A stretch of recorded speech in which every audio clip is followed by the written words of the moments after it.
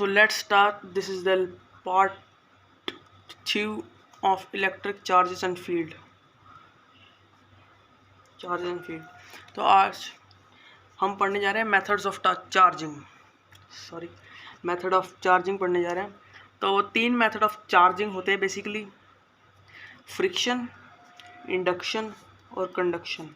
तो पहले basic overview ले लेते हैं. फ्रिक्शन वो होता है, जब आपको पता ही है, जब हम किसी चीज़ को घिसटते हैं आपस में तब फ्रिक्शन फोर्स पैदा होती है. तो उससे भी इलेक्ट्रॉन्स एक बॉडी से दूसरी बॉडी में मूव करते हैं, वो फ्रिक्शन हो गया.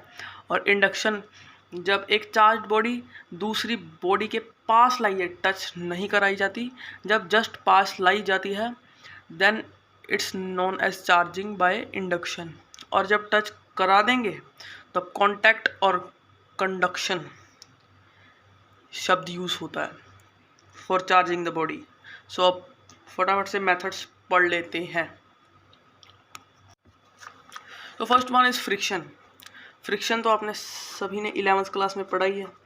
जब दो चीज़ें आपस में रब होती हैं तब फ्रिक्शन पैदा होती है. और इसमें एक बॉडी एक्सेप्ट करती है इलेक्ट्रॉन और एक बॉडी इलेक्ट्रॉन डोनेट करती है. ठीक है. तो जो इलेक्ट्रॉन एक्सेप्ट करती है उस पर आएगा नेगेटिव चार्ज और जो इलेक्ट्रॉन डोनेट करती है उस पर आएगा positive charge.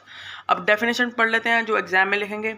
Whenever two bodies are rubbed with each other or over each other, then some electrons from one body is transferred to another body due to friction. Okay, fraction लिखा, friction हो गया यहाँ पर. Friction तो तब charge का लेन then होता है, तब उसे, और जब उस चार्ज का लेन देन होता है तब उसे मेथड ऑफ चार्जिंग को फ्रिक्शन कहते हैं. अब ये सीरीज़ है, सीरीज़ ये रिमेंबर करने की ज़रूरत नहीं है वैसे इंटरेस्ट बनाने के लिए. ये सारी सीरीज़ हैं, ऐसे नंबर वाइज ऑर्डर वाइज लिखे हैं. जो इस सीरीज़ में पहले आता है वो पॉजिटिव चार्ज एक्वायर करता है और जो सीरीज़ में बाद में आता है वो नेगेटिव चार्ज एक्वायर करता है. फॉर एग्जांपल कोई भी लेते हैं, सीलिंग वैक्स ले लिया और मेटल्स ले लिया, है ना. मेटल्स कितने नंबर और सीलिंग वैक्स कितने नंबर पे है? 3rd नंबर पे. मेटल्स 10th नंबर पे. तो पहले कौन आ रहा है? Sealing wax, right. तो सीलिंग वैक्स पर पॉजिटिव चार्ज आ जाएगा और मेटल्स पर नेगेटिव चार्ज आ जाएगा. ऐसे इस सीरीज़ का स्क्रीनशॉट भी खींच सकते हो अगर तुम्हें इस सीरीज़ की ज़रूरत है. वैसे तो ज़रूरत पड़ती नहीं है, it's just for context of explaining. So now we are going to talk about induction. तो induction is a very interesting. Basically जब एक न्यूट्रल बॉडी मान लेते हैं जब एक न्यूट्रल बॉडी मान लेते हैं, इसमें equal amount of positive charge होगा, equal amount of negative charge होगा.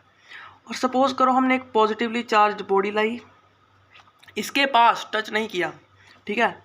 तो तब क्या होगा? तब बेसिकली क्या होगा,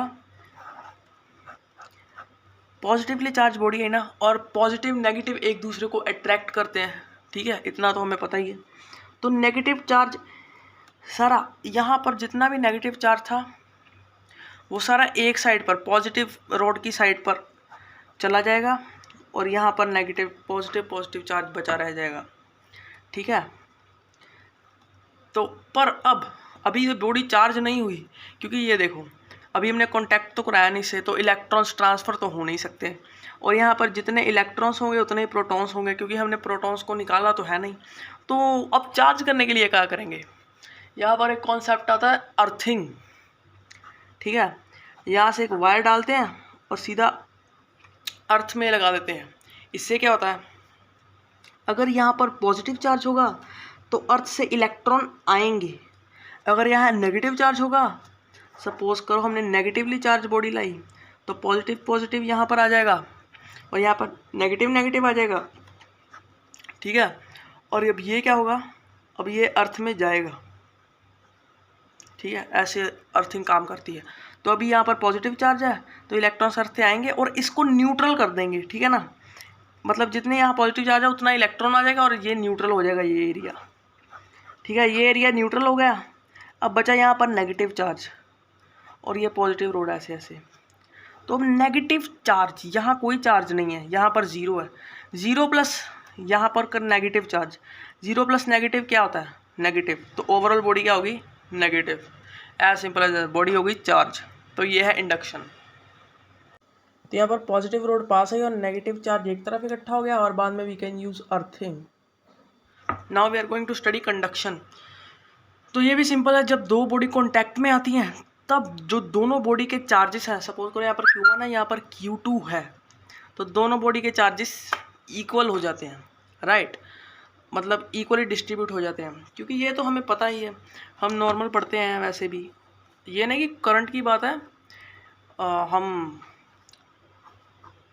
थर्मोडायनेमिक्स में भी पढ़ते हैं, heat flows from high temperature to low temperature, कम होगा वहाँ ज़्यादा होगा, अनटिल ये दोनों इक्वल नहीं हो जाते।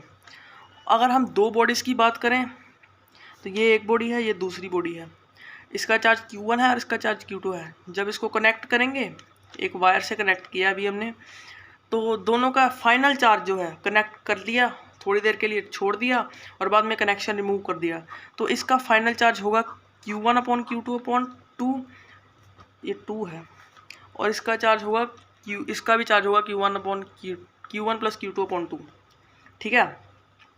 अब ये नहीं कि मतलब तीन बॉडी हैं और इन दोनों में इकट्ठा ही फार्मूला लगा दिया फाइनल में Q1 + Q2 + Q3/3, ये एवरेज नहीं है, ये चार्ज का फॉर्मूला है।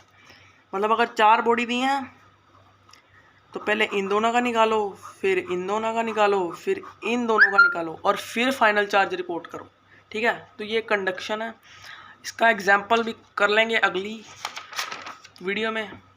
तब तक के लिए ओके बाय। अभी थ्योरी को अच्छे से पढ़ लो भैया, अगली क्लास में एक क्वेश्चन आएगा वो डिस्कस कर लेंगे। और तो यहाँ पर ये नेगेटिवली चार्ज रॉड आई और न्यूट्रल स्फीयर पर जाकर लगी, तो वहाँ पर चार्ज कम था और इसने नेगेटिव चार्ज उधर दे दिया ताकि दोनों तरफ चार्ज इक्वल हो जाए।